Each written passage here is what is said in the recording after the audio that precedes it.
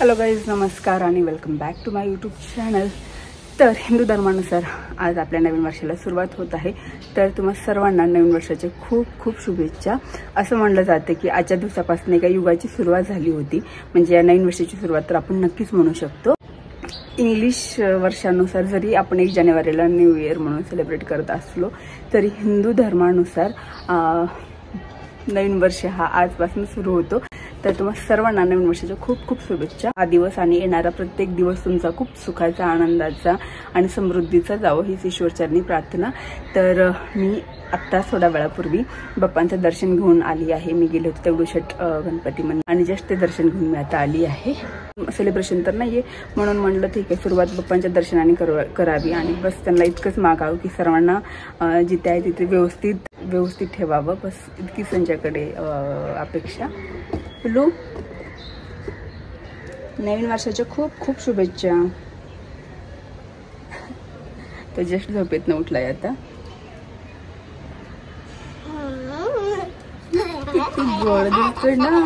First time मी संडेला इतक्या लवकर उठली असावी. मागच्या बऱ्याच दिवसापासून मी विचार करते की मी मंदिरात जाऊन दर्शन घेऊन यावं बाप्पांचं, पण होतच नाही काही ना काही कारणामुळे. त्याच्यामुळे काल रात्रीच मी ठरवलं होतं की नाही, उद्या काही जरी झालं तरी सकाळी लवकर उठून बाप्पांचं दर्शन घ्यायचंच. आणि मग मी काल रात्रीच अलार्म लावून ठेवला होता 5:45 साडेपाच 5:45 वाजताचा. तरी फायनली 6 वाजता मला जाग आली. उठून थोडंसं घरातलं आवरून मी मला अजून खूप लवकर निघायचं होतं, कारण की मला माहिती आहे कुठलाही सणवार असला ना की बाप्पांच्या दर्शनासाठी लिटरली 1-2 किलोमीटरपर्यंत लाईन लागलेली असते. त्याच्यामुळे म्हटलं की थोडंसं लवकरच जाऊयात. तरी मला खूप उशीर झाला होता, पण मंदिरासमोर आल्यानंतर मला इतकं भारी वाटलं. जो माहोल होता ना, काय सुसज्ज आणि काय भव्य होता, काय सांगू तुम्हाला. आणि मेन म्हणजे तिथं बँडवाले पण होते जे कंटिन्यू बँड वाजवत होते.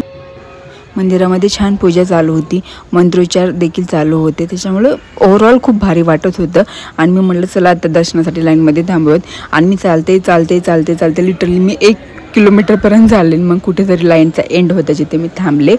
पण लाईन पुढे लवकर सरकत होती. सो 15-20 मिनिटांमध्ये माझं छान दर्शन झालं. दर्शन घेऊन खूप भारी वाटत होतं. खरं तर कुठल्याही नवीन वर्षाची सुरुवात याच्यापेक्षा भारी होऊच शकत नाही.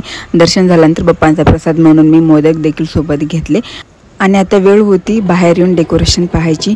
कुठलाही सण असू द्या, बाप्पांच्या मंदिराची जी सजावट करतात ना ती खूपच म्हणजे अप्रतिम आणि युनिक असते, जे खरंच बघण्यासारखे असते. आणि आज पाडवा म्हणून सगळीकडे अशा गुड्या उभारल्या होत्या. त्याच्यानंतर थेट मी पोहोचली बाजूला असलेल्या दत्त मंदिरामध्ये. शेजारीच दत्त मंदिर आहे. सो म्हणलं चला इथलं पण दर्शन घेऊयात. आपण इथेपर्यंत आलोच आहोत तर. आणि दर्शन घेऊन मग मी सरळ घरी यायला निघाले. मी 7 वाजता घरातनं बाहेर पडले होते, तर 9-9:15 मी घरी रिटर्नही आले होते. आणि आल्यानंतर थोडंसं मी रांगोळी वगैरे काढली. तोरण बांधू शकत नाही, सो मी दाराच्या पुढे अशी फुलं ठेवले.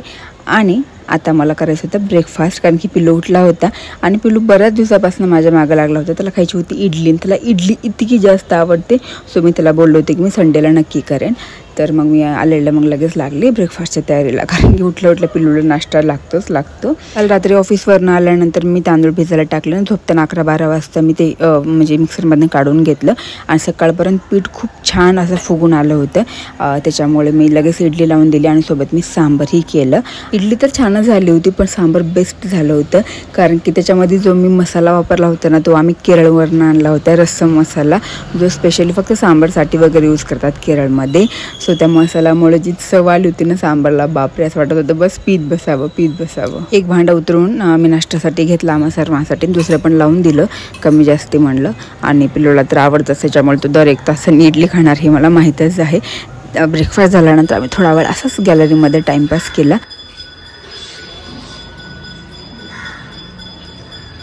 दगडूशेठला गेले होते ना, इथं नाही मोदक घेऊन आले होते प्रसाद. राणू, तू काय करतोय?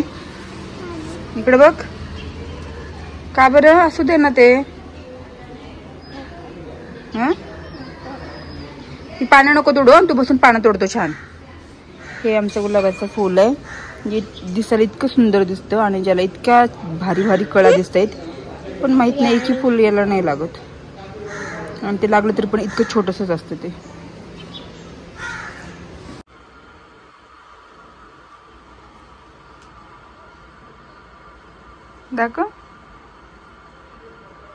दाखव ना. अरे छान दिसतो. खायचं असतं ते, माहिती आहे का? असं खायचं, असं गोड असं ते खाऊन बघ कसं आहे, गोड आहे का? चला तर मग पेटपूजा पण झाली होती. पिल्लूसोबत थोडासा टाइमपासही झाला होता. त्याच्यानंतर पिल्लूला मी हार दिला खाण्यासाठी, सो तो खात होता.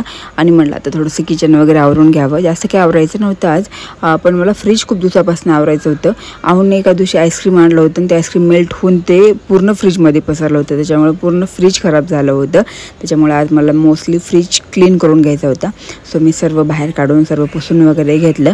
आणि ना माझ्या फ्रीजमध्ये ना अशी कॅरीबॅगमध्ये टाकलेलं बरंच काही कडधान्य वगैरे होते. सो मला ते सर्व चेंज करायचं होतं आणि त्यांना सर्व छान असं डब्यामध्ये घालून ठेवायचं होतं. कुणाच्या तर व्लॉगमध्ये ते फ्रीज क्लीनर पाहिलं होतं. मी विचार करते की ऑनलाईन ते मागवून टाकावं, कारण ते इझी पडते थोडंसं क्लीन वगैरे करण्यासाठी. हे पहा, फ्रीज क्लीन केल्यानंतर काय भारी दिसत होतं ना.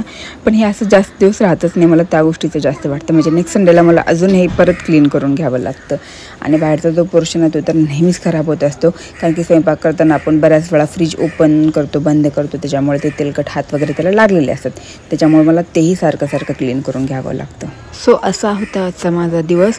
त्याच्यानंतर काय नाही, मी आणि पिल्लूनं खूप मस्त मज्जा केली, चिल केलं थोडा वेळ. हा बिलकुल झोपत नव्हता, त्याच्यामुळे आमची बराच वेळ अशीच मस्ती चालू होती.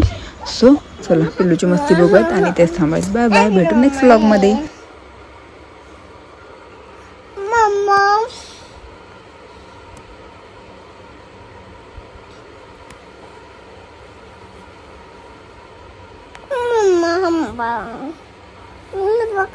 थोडं बघू, थोडं थोडं म्हणलं ना.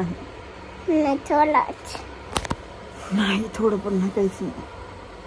थोडं नाही देणार. का नाही बघायचं, मम्मा घरी असताना मोबाईल नाही बघायचं. मम्मा मी बघतो, मग खेळतो थोड्या वेळ, थोड्या वेळ, थोड्या वेळ, थोड्या वेळ बघतो ना. झोप नाही आली, चल झोप लवकर. झोप नाही आली, झोपल्यावर येते. डोळे बंद केले ना आपोआप झोप येते. नाही आली झोप, झोपून जायचं. झोप नाही आली, डोळे बंद कर पटकन, चल. झोप नाही आली. ठीक आहे, मी मोबाईल नाही देणार.